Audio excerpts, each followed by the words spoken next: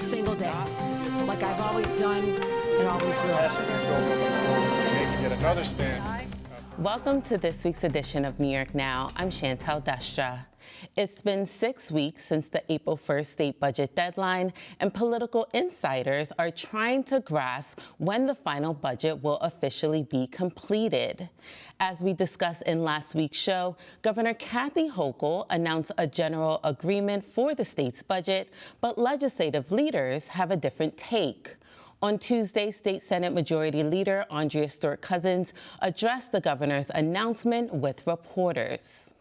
While I know we're not quite there yet on the final budget, which is a problem, I do believe that we will be entering the beginning of the end over the next few days with the hope of reaching an end sometime next week.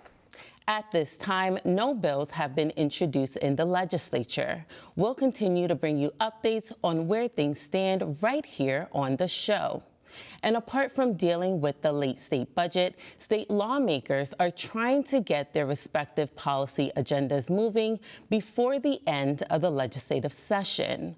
One bill that has been quite controversial at the state capitol would end qualified immunity for law enforcement officials across the state. Our Elise Klein has more in this next story. For nearly a decade, some New York State lawmakers have tried to pass a bill that would end qualified immunity in the state.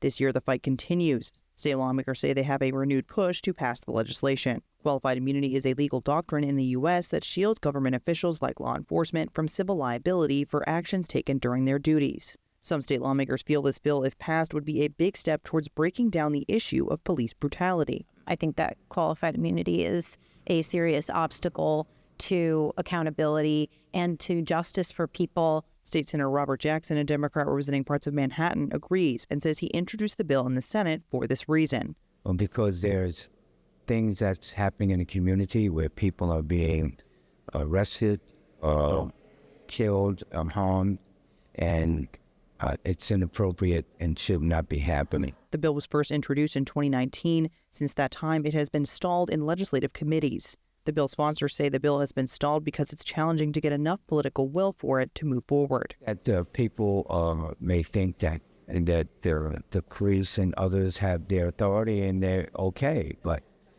we people that have seen the negative aspects of this qualified immunity, that's why they're yelling in qualified immunity right now, because they've seen people hurt, killed. And if one can't feel that they have recourse for a violation, then where are we? You're supposed to be protected by the Constitution.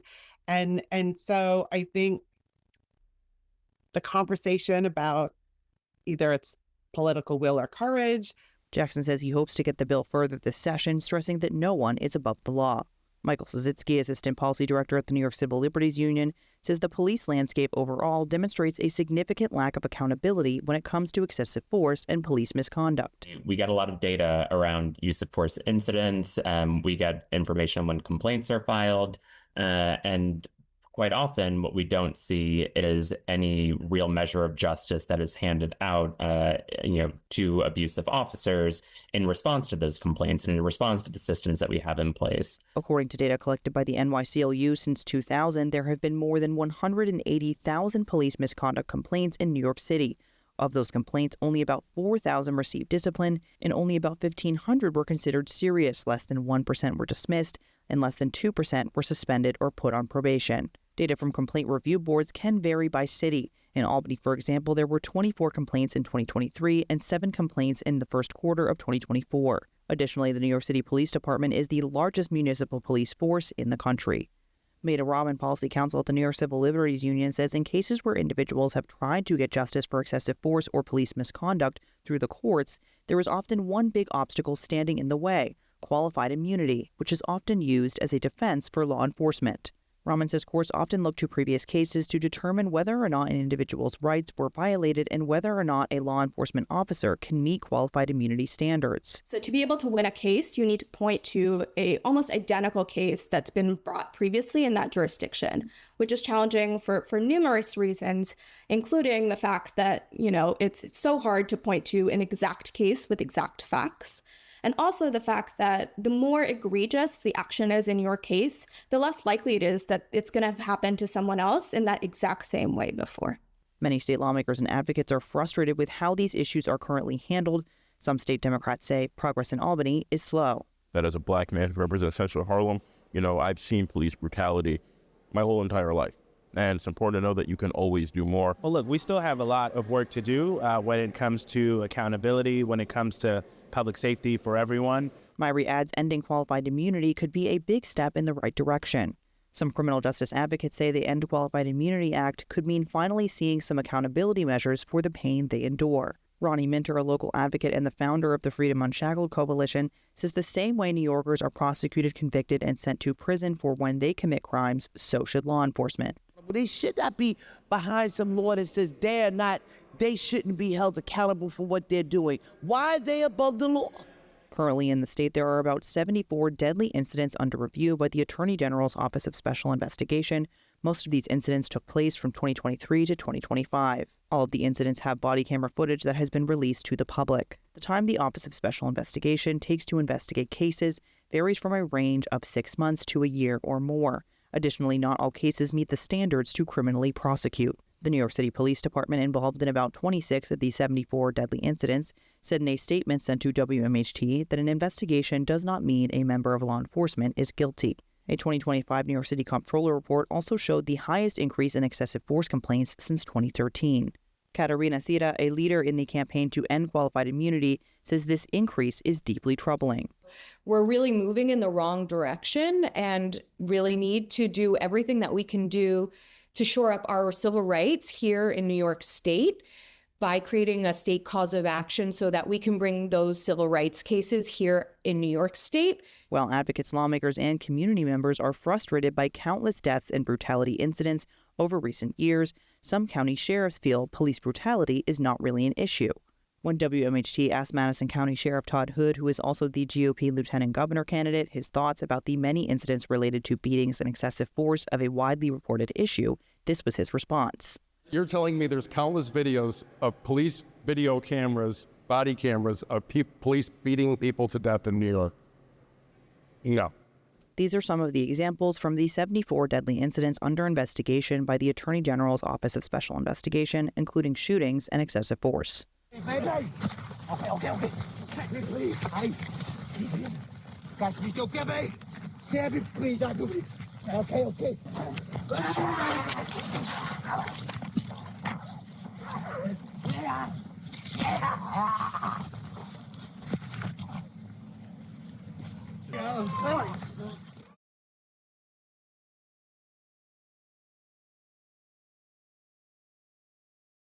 In a statement sent to WMHT, the Division of Criminal Justice Services said they remain committed to their role in maintaining high standards for law enforcement and promoting professional policing. Some of the examples included Robert Brooks, which took place at a correctional facility.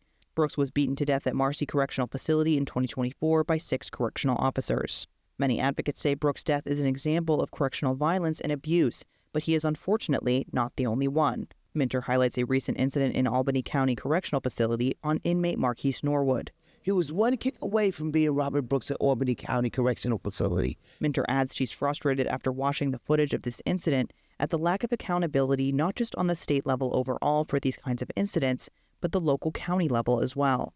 No one has been held accountable for that brutal beating of Marquise Norwood. He could have been murdered. And I mean, in fact, had I not known that he was alive, I would have thought he had died during that beating. WMHT reached out to the Albany County Correctional Facility for comment, but they did not respond. In 2024 alone, there were 143 or 144 deadly incidents, according to data collected by the Correctional Association of New York and the Department of Corrections and Community Supervision. Sumit Sharma, Director of Policy and Communications at the Correctional Association of New York, says the 2024 data demonstrates an increase in deaths in custody. He adds this trend also seems to be continuing. As we've seen that trend extend into 2026. So it really speaks to something going in the wrong direction in the state prison system. In comments sent to WMHT, a spokesperson from the Department of Corrections and Community Supervision said they do not tolerate violence and excessive force incidents are investigated. The spokesperson also told WMHT 64% of the 144 deaths in 2024 were natural causes. Sharma adds their data also demonstrates the deaths in custody showed an increase in these incidents involving individuals under 40 years old. Which tells you that, and sometimes people in prison do die right from advanced medical needs, perhaps from being incarcerated for a long period of time if they're elderly. But when you're starting to see people who are younger passing away while incarcerated, it could speak to a few different things. The Correctional Association of New York adds this means these deaths are likely attributable to causes such as suicide, homicide, or overdose. Minter, who served about 18 years in prison, says she witnessed horrific incidents in her time there, such as rapes and beatings, and spent every day scared. There is a culture of violence in corrections. And in that violence, we're talking physical brutality, we're talking rapes, we're talking the whole ball of wax. Sharma says ending qualified immunity could have a significant impact on changing the culture among law enforcement and within prisons. It would hold the department as a whole accountable. So that they're unable to, put up a qualified immunity defense in these specific civil actions. Rahman stresses many challenges with qualified immunity often prevent meaningful accountability in the courts, such as courts not always having to answer the question of whether or not an individual's constitutional rights were violated. So by entirely skipping that question, we're not really allowing anyone to have meaningful access to the courts and a meaningful determination of whether someone's rights were violated. And I think that brings up, an important question around how do we really have rights if we don't have a remedy for them? And what does it mean to have access to the courts and to have access to these rights if they're not protected in this way? Rahman adds because the law never really has to be clearly established by determining that constitutional question, when individuals bring future cases, they will run up against the same issue.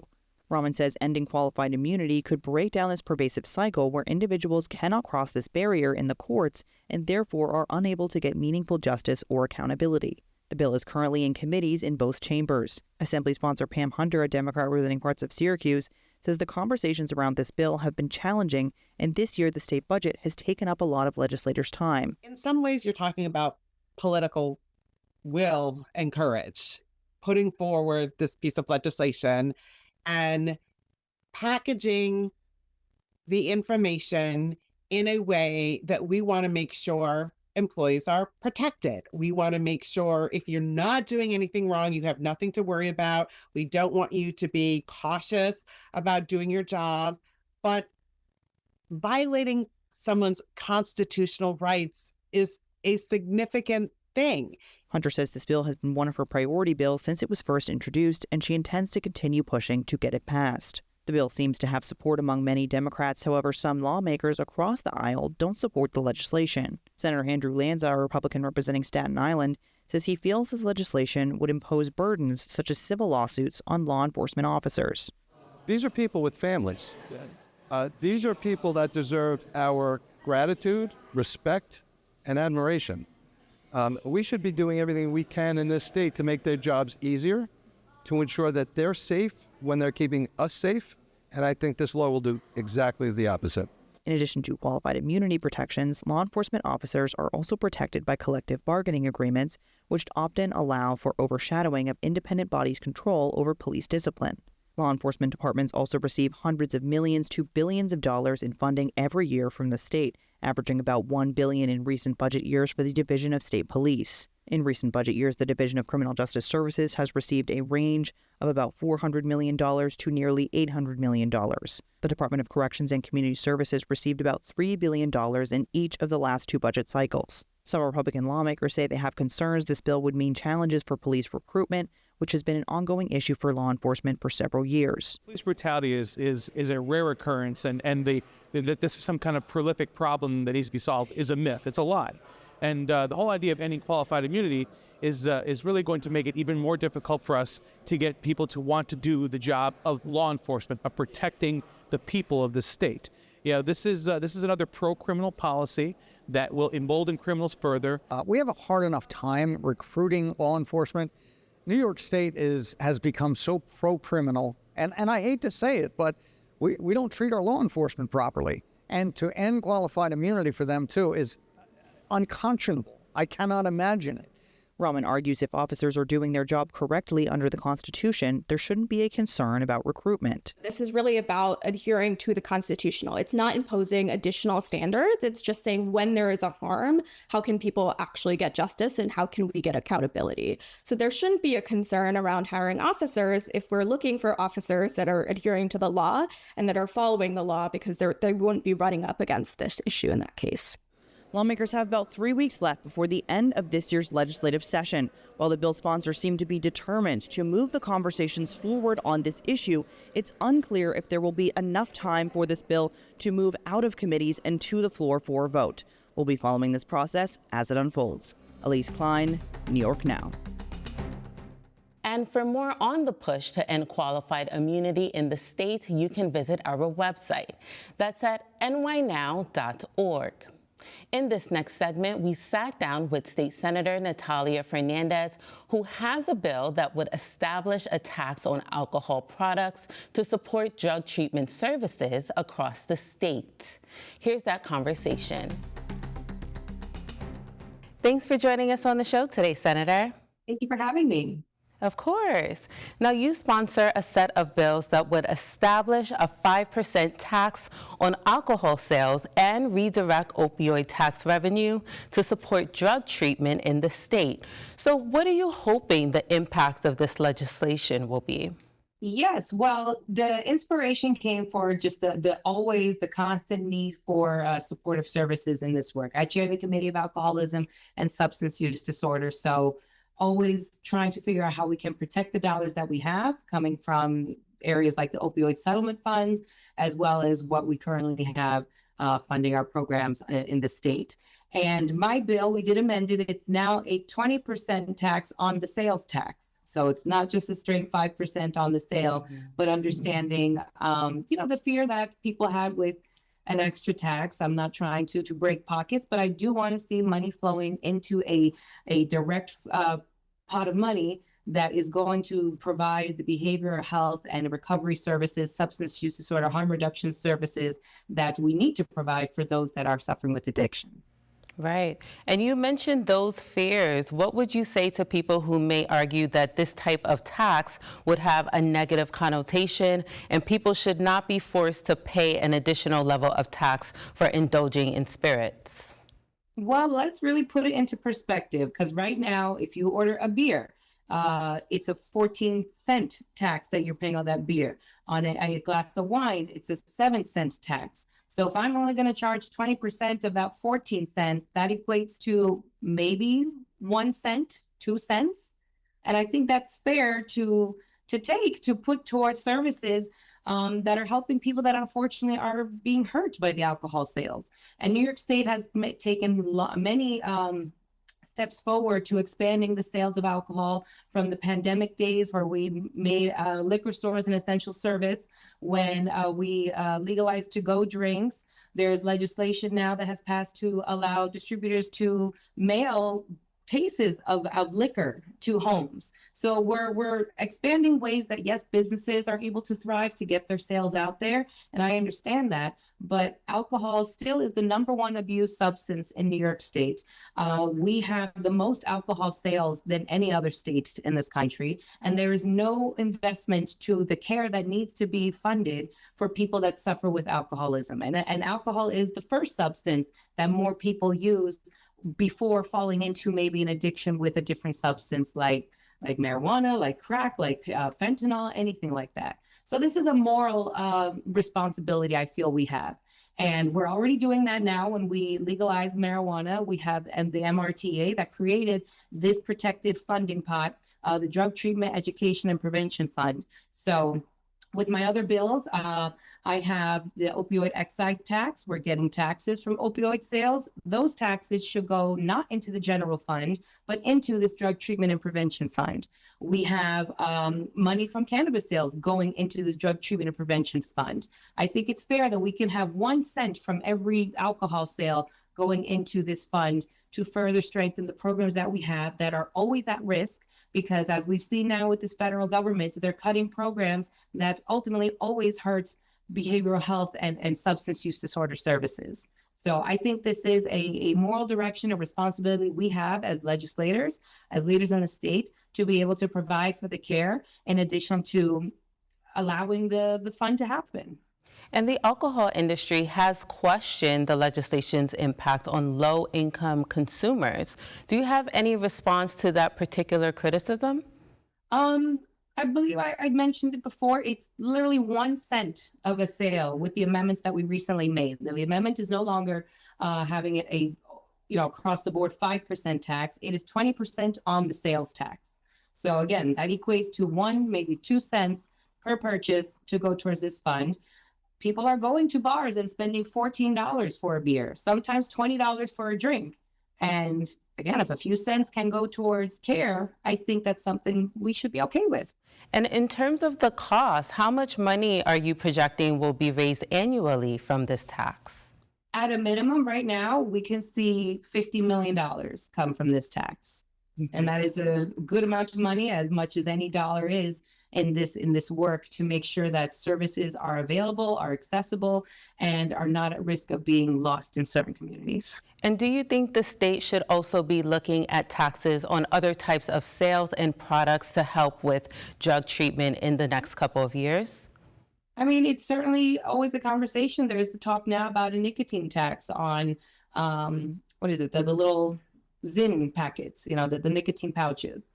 So I think that for all the substances that we are, regulating and allowing the sale of, there should be responsibility in making sure that some of that goes to the care for some of the harm that these substances cause. And how are you actively working to garner support for the bill amongst your colleagues in the upper chamber and in the assembly right now? Well, we introduced the bill earlier this year, and I'm starting the conversation now. I know that these things don't happen quickly, and there's always concern with the idea of a new tax. And I'm very much against overtaxing our communities. Like, that's not the intention to hurt anybody, but we must understand that as much as we are expanding the sale and the usage, that there is an action that needs to be had as well into protecting people that may not be able to utilize them as others. And can you tell us about the response that you've received on this legislation since you've introduced it both at the Capitol and within your district? There's been a positive response. People are very much understanding and have agreed. I do have some co-sponsors already, even from the first version of the bill. But, understanding the pushback and not wanting to hurt anybody's, financial status, we're starting at this level with the 20% tax on the sales tax to create the flow of funding for this service, for these services. And it's been an ongoing conversation. So I don't see it passing this year, and I absolutely want to continue the conversations and building understanding, because I think that it is something that we can work towards and be able to achieve. And how do you think New York stacks up against other states when it comes to providing effective addiction recovery treatment? New York certainly has made strides. Other states are doing more than us in some areas. Like, I believe Rhode Island is a state that has legalized overdose prevention centers. We're not there yet. But New York has certainly made strides in getting the assistance and the information out there. I have to give credit to the many non-for-profit partners, even the Office of Oasis, for doing its best to provide the ability to meet the community and meet the people where they are. We have mobile units now that are going into the hard to reach areas to consult, to help, to service, to care for people. So New York has done a good job, but we can always do more. And as chair of the committee, what other addiction support and mental health services are you hoping to see in the final enacted budget this year, or measures that you can hopefully address outside of the budget? Yes, well, within the budget, our One House resolution did adopt some of my bill proposals. So in our One House, the Senate One House, we have my opioid excise tax, where I said it's going to take those taxes and redirect it to this fund. We have another bill that would allow that fund to service recovery programs. Right now, it's only servicing behavioral health and harm reduction. Recovery is still an area that needs to have better support, in my opinion. Recovery is forever long. It is always a journey, an ongoing journey for any individual. So I think the support from what the state can do needs to continue into the recovery work, because we need to keep people on that path and keeping them in longevity. So my bill would allow some of those dollars to service recovery care. Awesome. Well, that is all the time we have for today. Thank you so much for taking the time to connect with us, Senator. Thank you so much. And we were speaking with State Senator Nathalia Fernandez, representing the 34th State Senate District in the Bronx and Westchester. On Tuesday, May 19th, the Legislative Correspondents Association will be hosting our annual LCA show. This is a yearly comedy show poking fun at elected officials and the biggest political offense of the year. This year's show is extra special because we'll have rebuttals from incumbent Governor Kathy Hochul, as well as Republican nominee Bruce Blakeman. You can learn more about the show and how to get tickets on our website. That's at nynow.org. Well, that does it for this edition of New York Now. Thank you for tuning in, and see you next week.